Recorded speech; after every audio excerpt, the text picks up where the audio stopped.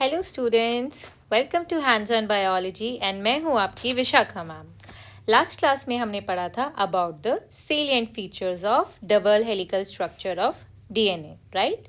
And I hope अब आपको purine, pyrimidine, A T G C, glycosidic bonds, phosphoester bond, phosphodiester bonds, सारी बातें अच्छे से समझ आ गई हैं, राइट? हमने देखा था कैसे यहाँ पर कॉम्प्लीमेंट्री बेस पेयरिंग चलती है ना। शुगर फॉस्फेट की बैकबोन होती है, बेसिस प्रोजेक्ट कर रहे होते हैं टूवर्ड्स इनसाइड। एक टर्न में कितने बेस पेयर आते हैं, पोलैरिटी क्या होती है, ये सारी बातें हम लास्ट क्लास में पढ़ चुके हैं। तो आपको अच्छे से लास्ट क्लास रिवाइज करके रखना है आगे पढ़ने से पहले। आज हम पढ़ेंगे central dogma and reverse central dogma और उसके बाद देखेंगे DNA packaging in prokaryotes as well as in eukaryotes. तो चलिए let's start with central dogma of molecular biology. ये आपकी एनसीईआरटी में भी है। Okay, we will start with this. तो सबसे पहले स्टूडेंट, फर्स्ट थिंग फर्स्ट, इसको किसने प्रपोज किया था? Central dogma of molecular biology को प्रपोज किया था फ्रांसिस क्रिक ने। हम फ्रांसिस क्रिक और कहाँ पढ़ चुके हैं? जल्दी से मुझे कमेंट में बताओ कि हमने फ्रांसिस क्रिक और कहाँ पर पढ़े हैं। ठीक है, इनका नाम हमने कहाँ देखा है? तो फ्रांसिस क्रिक ने इसको प्रपोज किया। ये सेंट्रल डॉग्मा आखिर क्या करता है? ये सेंट्रल डॉग्मा एक्सप्लेन करता है, समझाता है। क्या? ये समझाता है कि जो इंफॉर्मेशन है वो यूनिडायरेक्शन यानी कि वन वे, ये यूनिडायरेक्शन दैट इज वन वे में फ्लो करती है। इसका मतलब क्या है? यूनिडायरेक्शन का मतलब क्या है? ये वन वे। मैंने क्या बोला? यूनिडायरेक्शन मतलब वन वे।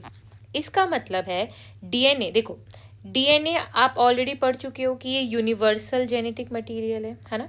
ये बात हम स्टार्टिंग में इस चैप्टर में देख चुके थे कि यूनिवर्सल जेनेटिक मटेरियल है।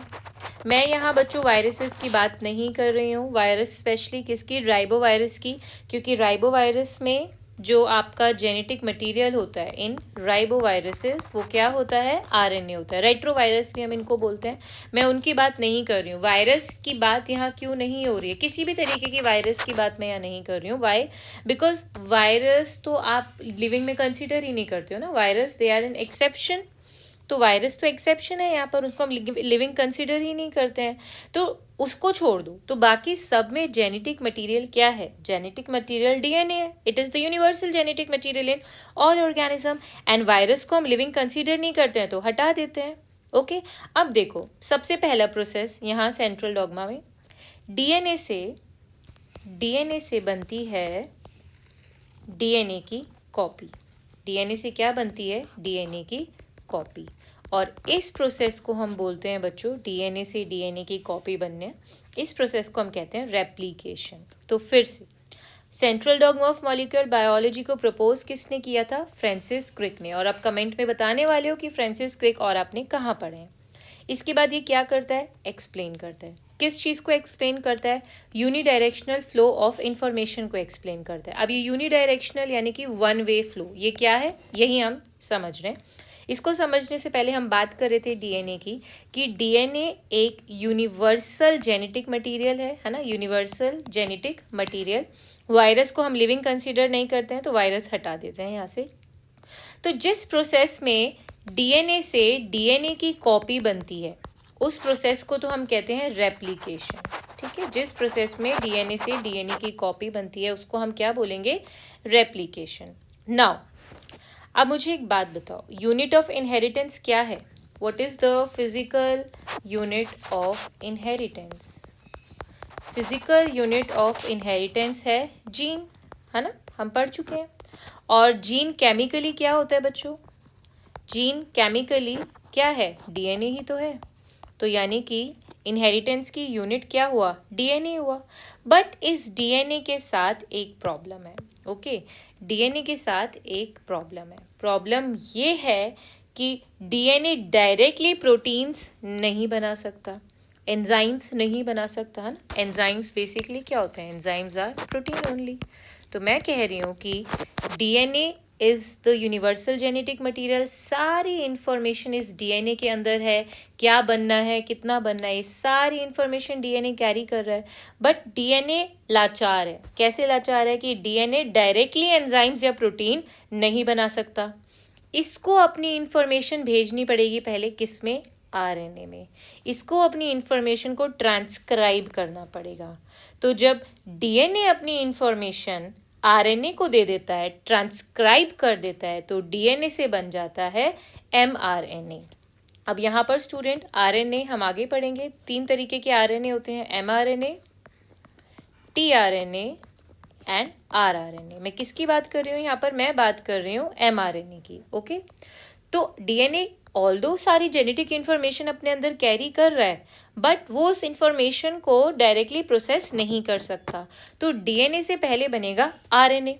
तो डीएनए अपनी इंफॉर्मेशन आरएनए में ट्रांसक्राइब कर देगा एमआरएनए में।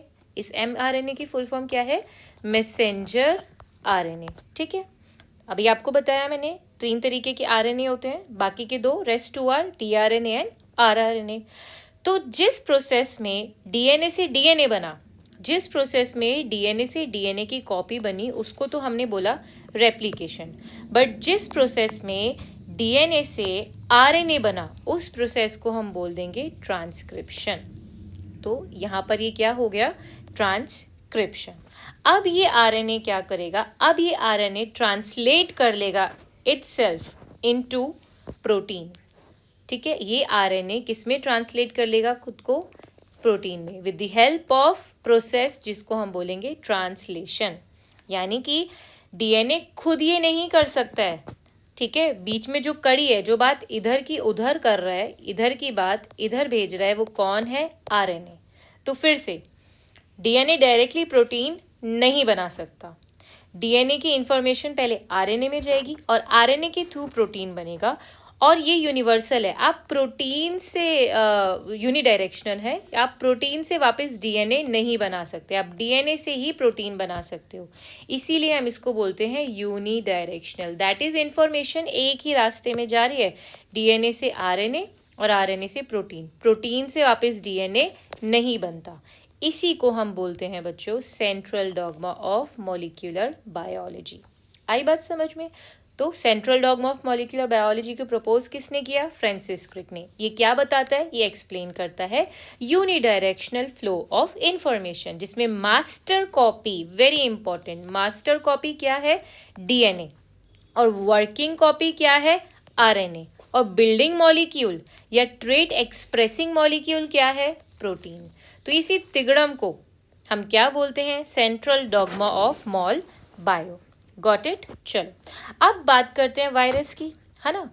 वायरस में भी मैं सारे वायरस की बात नहीं कर रही हूँ, I am not talking about all viruses, क्योंकि वायरसेस में डीएनए भी जेनेटिक मटेरियल होता है, आरएनए भी हो सकता है। मैं यहाँ पर बात कर रही हूँ उन वायरसेस की जिसमें जेनेटिक मटेरियल होता है आरएनए, यानी कि रेट्रो वायरसेस की। किसकी बात कर रही हूँ मैं यहाँ पर, रेट्रो वायरसेस, या हम इनको राइबो वायरसेस भी बोलते हैं। तो अब यहाँ पर बात करते हैं। अब देखो, यहाँ सेंट्रल डॉगमा नहीं चलता, ये एक्सेप्शन है सेंट्रल डॉगमा की। यहाँ पर उल्टा चलता है, तो सेंट्रल डॉगमा का उल्टा यानी कि रिवर्स। तो अब जिन वायरसेस में जेनेटिक मटेरियल आरएनए है, वहाँ पर चलता है रिवर्स सेंट्रल डॉगमा। इसको हम रिवर्स ट्रांसक्रिप्शन या टेमिनिज्म भी बोलते हैं। क्यों बोलते हैं?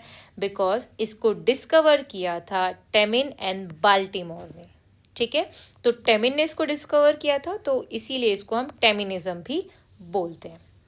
अब बात करते हैं यहाँ पर। अब इंफॉर्मेशन बच्चों देखो, यहाँ इंफॉर्मेशन यूनिडायरेक्शनल थी, बट यहाँ पर हम देखेंगे कि इंफॉर्मेशन हो जाएगी आपकी बाई डायरेक्शनल। कैसे? Let us understand. तो सबसे पहले, it is an exception to central dogma. It was independently discovered in 1970 by Temin and Baltimore. It is present in some viruses. See, all viruses नहीं, it is present in some viruses जहाँ पर genetic material क्या है, RNA. ठीक है, अब देखो क्या होगा। आरएनए जेनेटिक मटेरियल है, बट आरएनए एक कैसा जेनेटिक मटेरियल है, रिएक्टिव। आरएनए जेनेटिक मटेरियल तो है, यूनिवर्सल जेनेटिक मटेरियल क्या है? डीएनए। बट इन वायरसेस में चलो आरएनए जेनेटिक मटेरियल है। अब ये आरएनए रिएक्टिव है, ये बहुत फास्ट म्यूटेट कर जाता है, अपने आकार बदलते रहता है, ठीक है। इसमें बहुत ज़्यादा म्यूटेशन होती है। तो अगर इतनी ज़्यादा म्यूटेशन है तो ये भी ठीक नहीं है। जेनेटिक मटेरियल में इतनी म्यूटेशन ठीक बात नहीं है।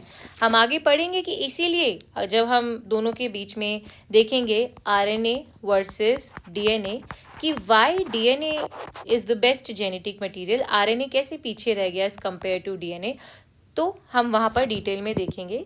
बट अभी के लिए हम ये देख रहे हैं कि आरएनए एक रिएक्टिव जेनेटिक मटेरियल है क्योंकि बहुत जल्दी म्यूटेट होता है। म्यूटेट का मतलब क्या है? बहुत जल्दी जल्दी चेंज होता रहता है। कैसे चेंज होता है देखेंगे आगे। अब इस केस में क्या होगा? इस केस में होगा आरएनए से डीएनए बनेगा, ठीक है। आरएनए से क्या बनेगा? डीएनए। फिर से यहाँ पर जेनेटिक मटेरियल क्या है? आरएनए। आरएनए से क्या बनेगा? वापस डीएनए। अब मुझे एक बात बताओ, जब डीएनए से आरएनए बन रहा था तो उस प्रोसेस को हम क्या बोलते थे? ट्रांसक्रिप्शन बोलते थे, है ना। उस प्रोसेस को हम कहते थे ट्रांसक्रिप्शन। यहाँ पर आरएनए से डीएनए बन रहा है तो इस प्रोसेस को हम क्या बोल देंगे? Reverse transcription. सही बात है, ठीक है। आरएनए से डीएनए बनेगा। अब इम्पोर्टेंट बात, आखिर ये उल्टी गाड़ी चल कैसे रही है? इनकी उल्टी गाड़ी चल रही है बिकॉज इन वायरसेस के पास एक एंजाइम होता है जिसको बोलते हैं रिवर्स ट्रांसक्रिप्टेज। Very important. तो रेट्रोवायरसेस के पास एक एंजाइम होता है रिवर्स ट्रांसक्रिप्टेज, जिसकी हेल्प से आरएनए से क्या बन सकता है? डीएनए। ओके। तो अगेन अभी आपको मैंने बताया कि जब डीएनए से आरएनए बन रहा था तो उसको हम बोल रहे थे ट्रांसक्रिप्शन। अब जब आरएनए से डीएनए बनेगा तो इसको हम क्या बोलेंगे? इसको हम बोल देंगे रिवर्स। उल्टा हो गया, रिवर्स ट्रांसक्रिप्शन। Got that? ठीक है। अब आरएनए से डीएनए बन गया, बट ऊपर अभी आपको डीएनए की एक प्रॉब्लम बताई थी मैंने, याद करो। डीएनए के साथ क्या प्रॉब्लम थी? डीएनए के साथ प्रॉब्लम ये थी, ये मास्टर कॉपी तो है बट इसकी प्रॉब्लम ये है कि ये खुद डायरेक्टली प्रोटीन नहीं बना सकता। सही बात है ना। जस्ट अभी आपको बताया कि डीएनए डायरेक्टली प्रोटीन नहीं बना सकता। तो अब इस डीएनए को वापस से क्या बनाना पड़ेगा? आरएनए। और फिर ये आरएनए ट्रांसलेट होकर ट्रांसलेशन के थ्रू क्या बनाएगा? प्रोटीन। तो उल्टी गाड़ी चली इनकी, तो इसको हम बोलते हैं reverse central dogma. Got that? और ये सब में नहीं होती है, ये सिर्फ उन वायरसेस में होती है जहां पर जेनेटिक मटेरियल क्या है? आरएनए। तो आज हमने क्या पढ़ा? हमने देखा सेंट्रल डॉगमा। सेंट्रल डॉगमा मतलब DNA master copy, master copy से बनी वर्किंग कॉपी आरएनए, और इस आरएनए से बन गया ट्रेट एक्सप्रेसिंग मॉलिक्यूल प्रोटीन, यानी कि एंजाइम्स बन गए। ओके। ये सब में होता है जहां पर डीएनए जेनेटिक मटेरियल है, बट ये डीएनए डायरेक्टली प्रोटीन नहीं बना सकता। तो एक और चीज़ हमने देखी थी, डीएनए से जब डायरेक्ट डीएनए की कॉपी बनती है तो इसको हम रेप्लिकेशन बोलते हैं। डीएनए से एमआरएनए बना, एमआरएनए मैसेंजर आरएनए, बाकी के दो आरएनए कौन से हैं? RRNA and tRNA. स्पेसिफिक इनके बारे में हम पढ़ेंगे अभी आगे। और जब आरआरएनए से एमआरएनए से प्रोटीन बना तो इसको हमने बोला ट्रांसलेशन। रिवर्स सेंट्रल डॉगमा या रिवर्स ट्रांसक्रिप्शन या टेमिनिज्म क्या है? एक्सेप्शन है किसकी? Central dogma of mol bio की। इसको टेमिन ने डिस्कवर किया था विद बाल्टीमोर, इसीलिए इसका नाम हम टेमिनिज्म भी बोलते हैं। ये सम वायरसेस में होता है जहाँ पर जेनेटिक मटीरियल आरएनए है with the help of an enzyme, very very important, reverse transcriptase. The flow of information is in reverse direction, that is from RNA to DNA. And याद रखना बच्चों, this discovery was an very important in understanding cancer. Okay. तो देखो DNA से RNA बना transcription, but यहाँ पर RNA से डीएनए बना, इसको हम क्या बोलेंगे? Reverse transcription. उसके बाद नॉर्मल ट्रांसक्रिप्शन एंड उसके बाद ट्रांसलेशन। तो नेक्स्ट क्लास में हम लोग समझेंगे डीएनए की पैकेजिंग। Thank you.